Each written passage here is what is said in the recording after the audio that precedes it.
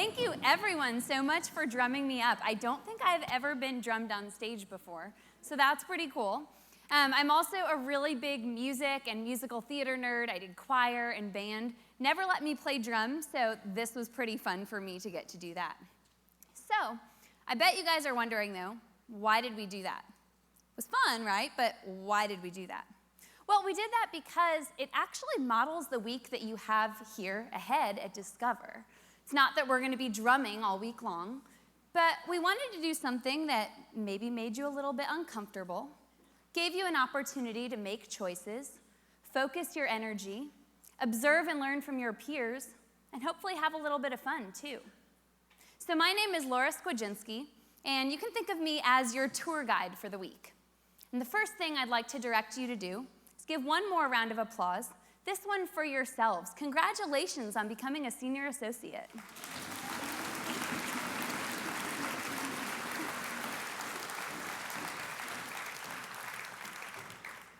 All right, so why we're here. Our purpose in being here is to recognize your accomplishment and celebrate with you, but also teach you some stuff too. So one of my favorite things to do every morning when I wake up is I like to listen to TED Talks. I find that they're a great way for me to learn something I didn't know and get inspired for the day.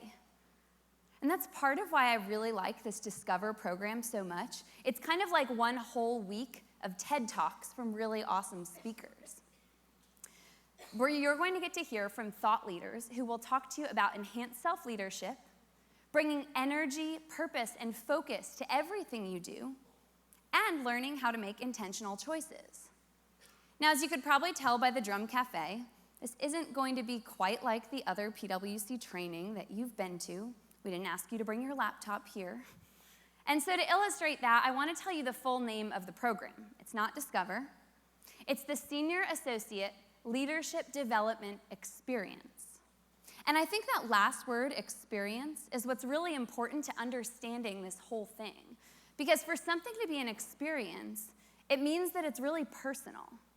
You're going to need to do a lot of reflection and hard work. And what you put into this week is going to be what you get out of it. We'll give you the time to reflect and explore, and we'll also teach you to identify your personal definition of leadership and success, and recognize the choices that you've made in the past, as well as how you may or may not want to change those choices going forward. We'll provide practical tips to bring energy, purpose, focus, and intention to everything that you do, but we need you to keep an open mind to new ways of thinking and new ways of working. Nat said that drum circles can be used to mark major life events. So if you guys want to stick with that analogy, I want you guys to think of Discover as your own personal 3.5-day drumming circle to reflect on where you've been and look ahead to where you're going next. I still see some confused looks, especially in the back, so maybe you're still wondering, why are we here at Terranea and why are we doing this right now? I mean, I know that your promotion day was a couple months ago, but it's still really important. PWC recognizes the rapid pace of change that's happening in the world, particularly recently, and we all have different definitions of success and new ways of working. That diversity of thought is actually what makes us stronger at PWC, and we're supported by our leadership in embracing that diversity. You guys have seen some messages lately from Tim Ryan. We also have with us here this week at Discover Elena Richards from our Office of Diversity and Inclusion. She's going to be here all week, which I think is pretty exciting, so you'll have an opportunity to chat with her, reach out to her, and hear her perspective. We'll hear more from Elena on Wednesday, but for now, Elena, do you want to stand up and wave and let everyone know who you are? Let's give Elena a round of applause.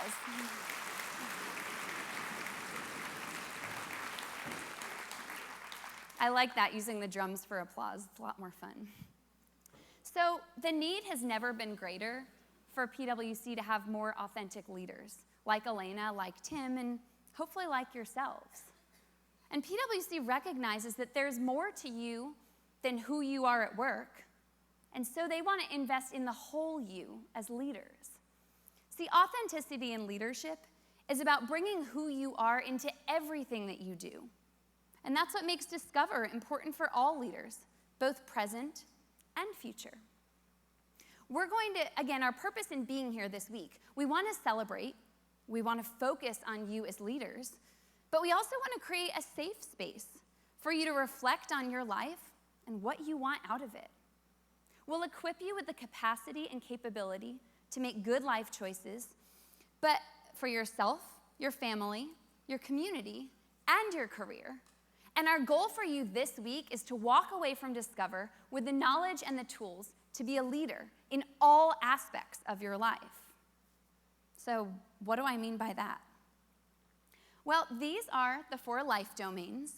So on your chair when you came in next to your drum, you've got that little notebook and pen. I'd like you all to take that out and write all 4 of these down.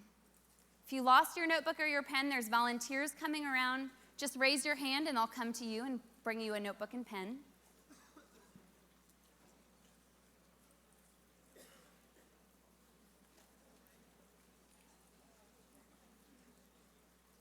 You don't have to do the drawing. You can just write all 4 of them down if that's easier.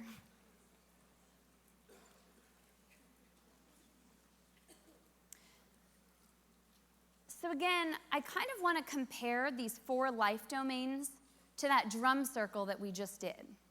When we were in the drum circle, we had 4 different sections. Some of them got louder at times and others got quieter. And the rhythms were constantly changing, but surrounded by your community, you needed to identify the rhythm that was right for you at that point. So in life, you'll have these 4 domains. Sometimes they're going to get louder, sometimes they're going to get softer, and sometimes they're going to converge. And that's where each of you has a choice to make. Choices can be big or they can be small. You could be trying to decide, do I quit my job at PwC, go back to grad school, and become a paleontologist? Is that what you were thinking? Or you might just trying to figure out, is 6:30 p.m. time for me to be done with work? Or should I order dinner and just keep going? The key is it's not the magnitude of the choice, it's the meaning behind it that's really important. And I think that point's really key, so I just want to say it one more time. It's not the magnitude of the choice, it's the meaning that you put behind it. So that's why we're here. We want to equip you with the capacity and the capability to make really meaningful, good choices. And I've said capacity and capability a couple times, so let me explain what I mean by that. By capacity, we mean we want to give you the space to maximize your energy, to clarify your purpose based on your values, and then to be able to execute with laser-sharp focus. By capability, I mean your ability to act with intention, to be conscious and present rather than just reactive. The choices that you make are based on your values, and it's values that make us unique as leaders and guide our choices. So it's really important to be clear on your values and exactly what those are. We sent you all a values assessment before you came here, and I really hope you took the time to fill that out. I did that myself, and what I found was that my top 3 values were achievement, independence, and adventure. And I hadn't really thought about it in those exact words before, but when I reflected on the choices I've made in the past, I realized that those values have guided a lot of my choices, and I could kind of see a clear path to a decision. Later today in your coaching groups, you're going to be developing your who am I stories and talking about your values. So in the spirit of going first, I thought I'd share my who am I story with all of you. So first I want to tell you about an adventure I went on that didn't quite play out the way I thought, and in fact, it ended up changing my entire perspective on life. So I'll take you back to my junior year of college. Probably like many of you, I wanted to get the best internship I could possibly find. So I applied for a lot, and I landed a job that was in Sarasota, Florida, working for a small consulting firm. I thought this was perfect. I was going to get to build my resume, get some experience, and hopefully come back to school with a really great tan, My boyfriend had just broken up with me, so that was very important. So I headed down to Sarasota, not with any of my friends. They all got jobs in New York. And I was so psyched for this awesome summer. But I got down there, and I really didn't know anyone and had a hard time making friends. My friends in New York all got apartments together, worked together, and they would be going out every weekend night, calling me at 2 a.m. saying, "Hey, Laura, how's it going? What are you up to?" I was already in bed because I couldn't find anything to do in Sarasota after 9 p.m., and I didn't have any friends.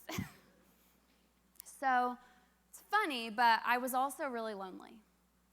I probably spent about a week crying every night, sad that I didn't have anyone to talk to, and my days were just work and going home and doing nothing.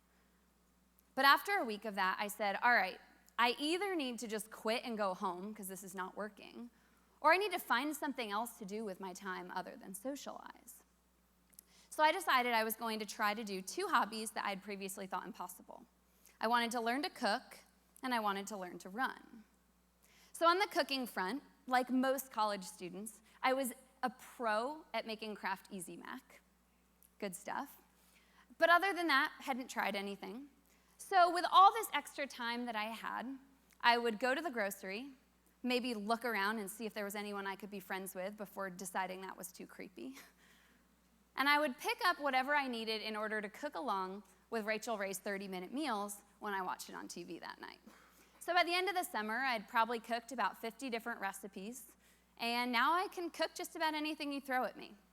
Cooking is one of my favorite hobbies. I host Thanksgiving every year, and I cook about 12 dishes, all from scratch, including the bread. So definitely come a long way for that Easy Mac.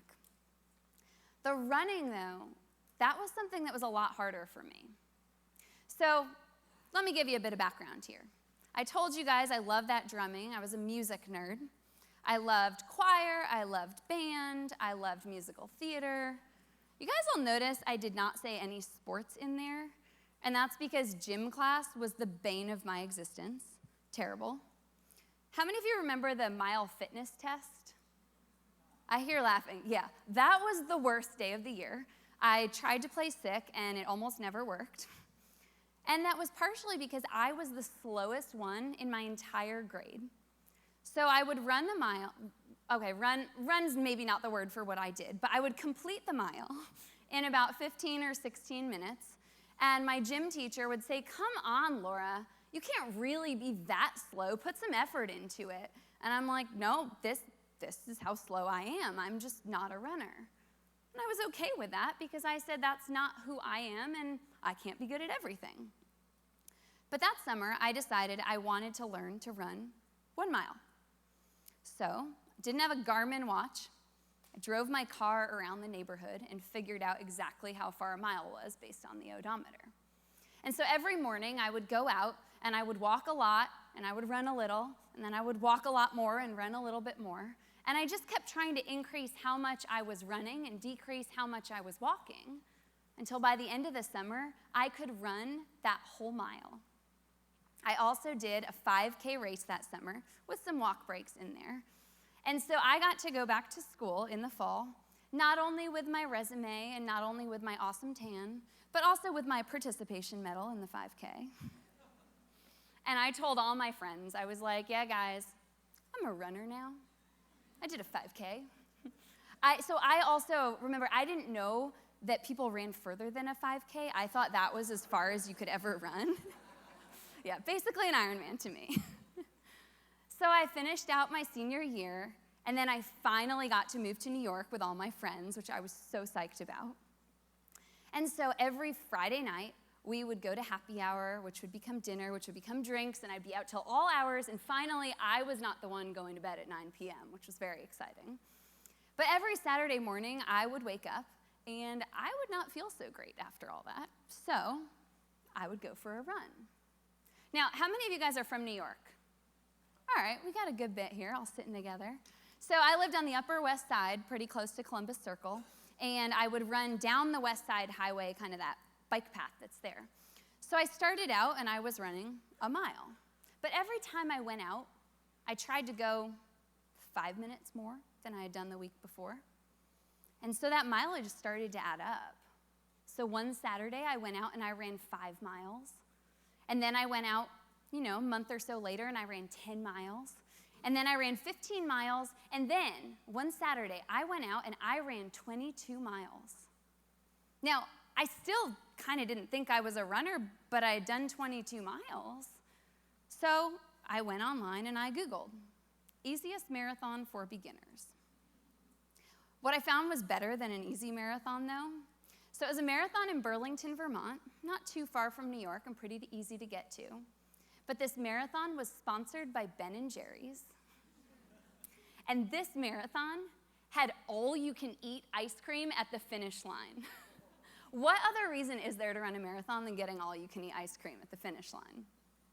So I decided I was going to give it a shot. I headed up to Burlington, and my mom and my best friend Kristen decided that they were going to come too and cheer me on.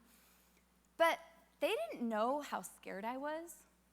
I mean, I was not a runner. I was kind of faking it all these Saturdays out there. And certainly I was not the kind of person who could finish a marathon, right? I mean, I kind of figured that maybe I'd give up at mile 23 or 24 or 25, or maybe I'd even give up at mile 2, who knows? But there was no way I was someone who could run 26 miles. My mom and Kristen didn't know that, though, so they showed up with these massive signs, and these signs said, "Run to the ice cream, Laura." They know how to motivate me. So I'd be running, and I'd loop around, and I'd see their sign, and I'd get really excited, and I'd run a little faster. And I'm not going to say that this race was easy. There were definitely parts that totally sucked, or I got some terrible pictures, and I cannot believe I'm showing this to all of you guys. But then I got to mile 25, and I realized that in less than 15 minutes, I was going to become a marathon runner. And I was so excited, and I just couldn't believe it. So I went, I crossed the finish line, and I was just unbelievably proud. But I still wanted to keep testing my limits. That feeling of accomplishing the impossible never gets old. There's nothing like it. So I started traveling the country to run marathons on weekends. I ran a marathon across islands. I ran some marathons up and down mountains. I ran through the Mojave Desert, across international borders from Canada into the US. I ran over the Golden Gate Bridge, through Churchill Downs during Derby Week, and I ran a marathon down Bourbon Street. You can see me stopping for a drink in that last one. I was not the fastest one on the course. I was still just getting my participation medal. But I was just so proud of myself that I was able to do something that I'd previously thought impossible. And so then in 2010, just a month before my 25th birthday, I broke a world record. I became the youngest woman to run a marathon in all 50 states. Thank you.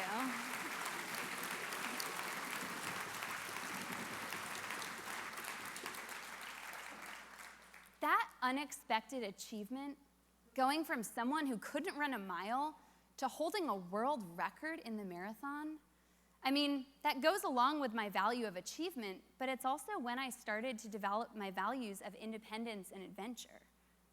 I used to be incredibly risk-averse. If I had to make a decision, I would open up Excel, create a pro and a con column, and add really complicated weightings until I came to a decision. I see some of you guys laughing, but I'm sure some of you do that too, so don't give me that. Now, though, I started to see what you could achieve when you stepped outside your comfort zone and tried something new. For me, running all these marathons wasn't an athletic achievement. It was a mental achievement to be able to try something new, go after a goal, and stick with it till the end. So there's a social psychologist named Carol Dweck that I really like her work. She's done a lot of studies on mindset. And specifically, she's coined these concepts of fixed mindset and growth mindset. And she's found that which of these mindsets you have dramatically impacts your chances of success. So to give you an example, if you go tell a kid, "Great job on that test, you must be so smart." The kid learns, "All right, I'm smart. I do well on tests, and that's what I do. I'm intelligent. That was me when I was a kid. But if you instead tell that kid, great job on that test, you worked so hard, the child instead learns that their achievement is a product of their effort, and that that's how they get success. And that was really what I learned doing these marathons, was that if I told myself I can't do something, or I'm only this, I'm only that, I'm never going to get anywhere. But if you told me 10 years ago that I could run even a half marathon, I would have laughed in your face. I would have said, I'm not a runner, I'm not a jock, no way. But now I've run over 100 marathons. So I stopped trying to add miles on and doing races, because you do get bored with that at some point. Instead, I started asking, what could my life be like if I took that concept and believed that nothing was impossible? So that led me to make a really big move that started my next adventure. I grew up on the East Coast, upstate New York, that one summer in Florida, and then back up to New York City. But over the course of my marathons, I had a chance to visit all these different states, and I fell in love with Colorado. Now, fun fact, the most asked question I get from people when I tell them I've run a marathon in all 50 states is they say, oh, did you run one in South Carolina? Did you run one in Montana? And I'm like, yep, those were part of the 50. So Colorado is a state where I ran a marathon. And I got off the plane, I walked out of DIA, and you can kind of see the mountains in the distance from the airport. And I saw the mountains, and I just felt so calm and so relaxed. I wasn't stressing about the work that I had left behind. I wasn't upset about any drama with my friends or anything like that. I just felt like everything was peaceful and beautiful. And this was before Colorado legalized pot, so that was not a part of my decision.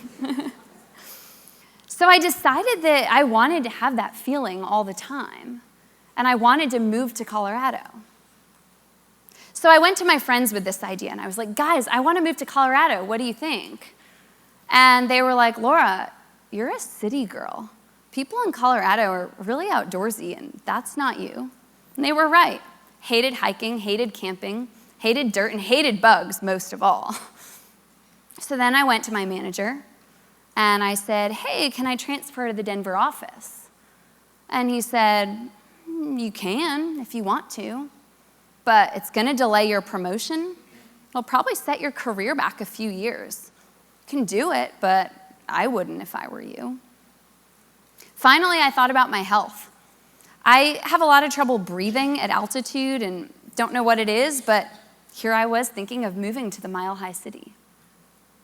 How many of you have ever moved across the country? I thought it was pretty scary. I mean, I was really worried I was going to have a repeat of my Sarasota situation where I didn't have any friends and I was trying to make friends in grocery stores. But I decided that I had to do what was right for me, not just what people expected of me.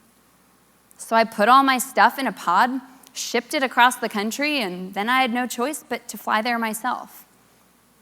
Luckily, it turned out to be the best decision I have ever made in my life. I love Colorado. I will talk your ear off about it if you let me. And I even turned it around and got to like hiking, biking, skiing, and all the other outdoorsy stuff that Colorado people do. I've gotten in a habit where weekends I go hiking with friends, and sometimes I go hiking by myself.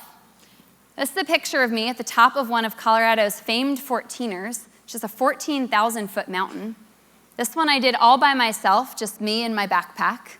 Found somebody else up there to take the picture, but this is who I am, and I realize that who I am is kind of changing as we go. But what stayed the same is my values. Who I am in my personal life is someone who loves independence, achievement, and adventure. And I started to realize that who I am at home isn't completely separate from who I am at work. When I started running these marathons, I started writing a blog. And I used just my first name on the blog because I was terrified that one of my coworkers would find out about it and fire me on the spot. But after breaking the world record and completing these marathons, I started doing some interviews. And they started linking to my blog with Laura Skladzinski, which is a pretty easy name to Google. So now if you Google me, you find my blog. And I realized that that was okay. My values are at the core of who I am, whether I'm at my client site or the trailhead of my next 14er. I'm a manager here in PwC Advisory. And what I love about this job is the fact that I get to travel. I'm going to Dubai in January to work with a new client, which I'm pretty excited about.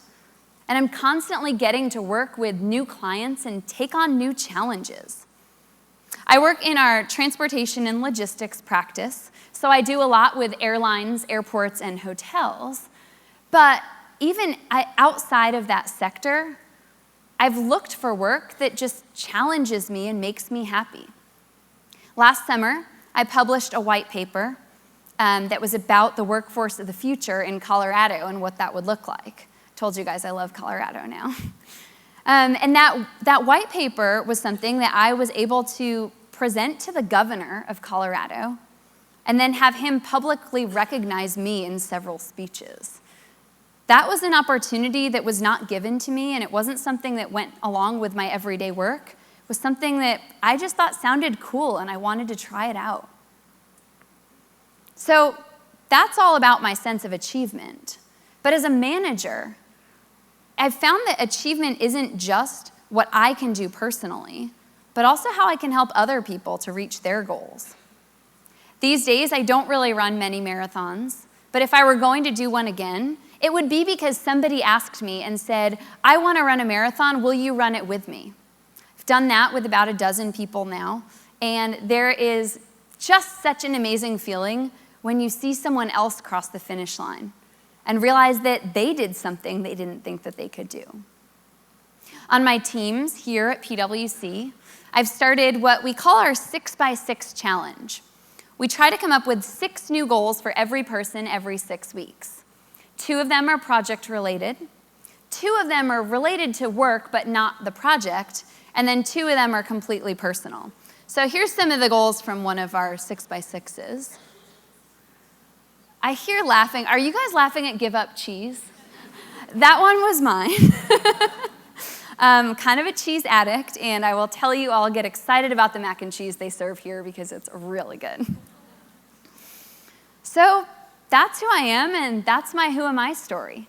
So with that, I just want to say thank you so much for listening to me. One of my favorite parts about this whole experience is getting to meet a lot of you, hear where you've been and where you're going next. I would love to help you achieve your goals as well. So come find me at dinner or walking around the property.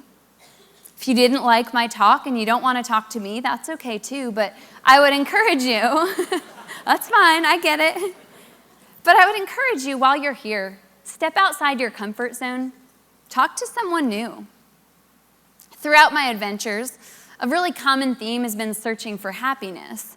And for me, I've found the key to that is pursuing the things that make me happy and not really worrying about what everybody else thinks or what their expectations are. Haven't found a perfect balance. Sometimes you do need to do what other people expect of you, like log your time every day by 12 p.m. But I'm finding a really point-in-time balance based on my values, and that's meant everything to me. I came through Discover as a senior 5 years ago. You can see me banging on one of the drums while sitting in a beanbag right over there. And for me, my biggest takeaway was learning to make intentional choices rather than just going with the flow and doing what I thought I needed to do. I don't work for L&D. I'm not a professional speaker. I'm in client service. And I'm taking time away from my billable hours because I want to help you have the same experience that I had at Discover. So with that said, it's now time to learn how to lead your life with intention, to make the big and the small choices, and remembering that it's not the magnitude of the choice, but the meaning behind it. So next up, I want to introduce a speaker who's a successful published author. He's been featured in Forbes, and Under 30 CEO. And he's also a 4-time TED Talk speaker, which I get really excited about. He's also been a speaker at Discover from the beginning. Please welcome Julian Gordon.